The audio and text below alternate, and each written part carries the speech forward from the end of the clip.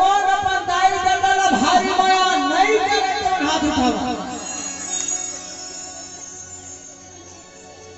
साहूकार भाई वो दे करिए पहले तेल मन उठाए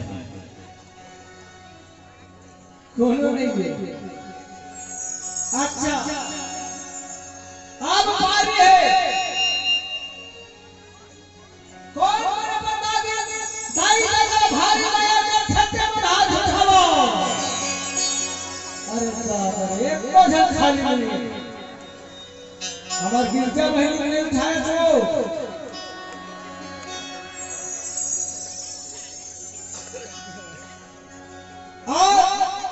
हमारे स्वर्गीय हिंसा गुरुबाल दास साहेब जी के दुलरुआ महान जिला मलखान सिंह के नाम से जाने जाते हैं से जिन्हा गुरु के चरण में गिरौदपुरी धाम में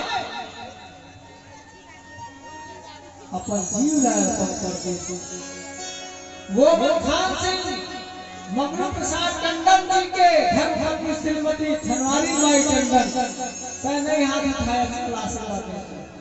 अच्छा हाँ ले सबको हाथ उठाए। यही संदर्भ में कहना चाहा पूजा पाठ देवैया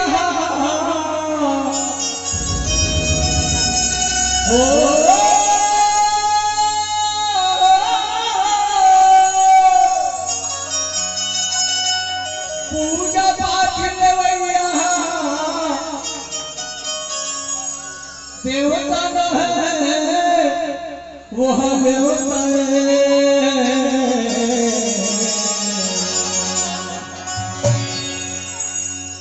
जन्म देवैया दाई गदा संतान सबरे बड़े देवता।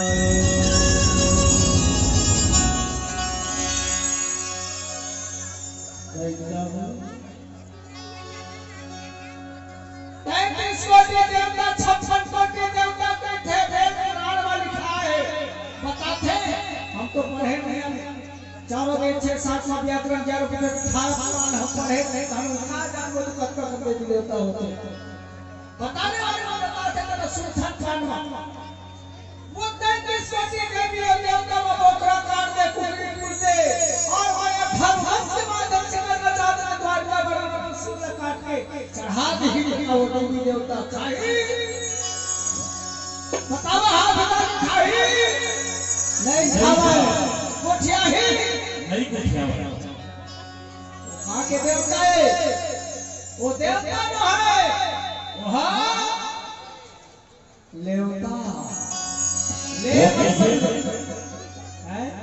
वो कैसे वो लेवता है लेने वाला क्या लेने वाला वरदान लेने वाला धान चावल रुपया पैसा कुकरी बोकरा बाना वरदान देने वाला। और देवता को अभी घर मंच के माध्यम से आप लोग प्रमाणित करी होंगे हमारे देवता को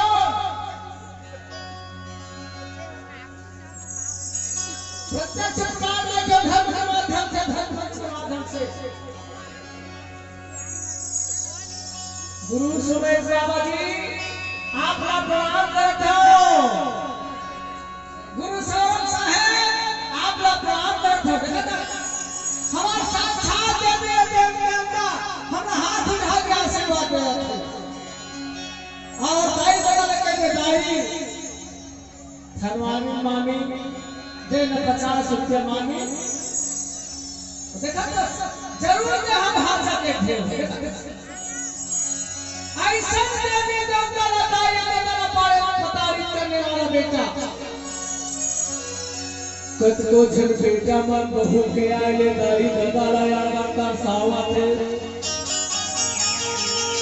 कत को झन बेटा मन बहू के आए दाई ददला यार का सावा थे कतो झन बेटा मन बहू के आए दाई ददला पोसे नहीं सकता वृद्धाश्रम छोड़ के आवते।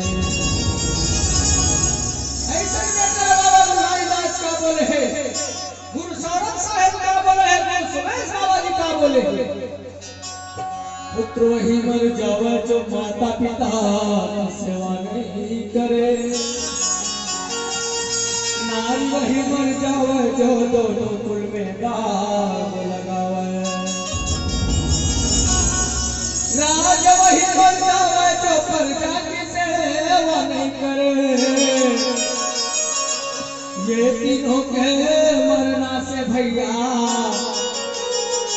कोई नहीं पछतावा करे। बोले अपने माता पिता की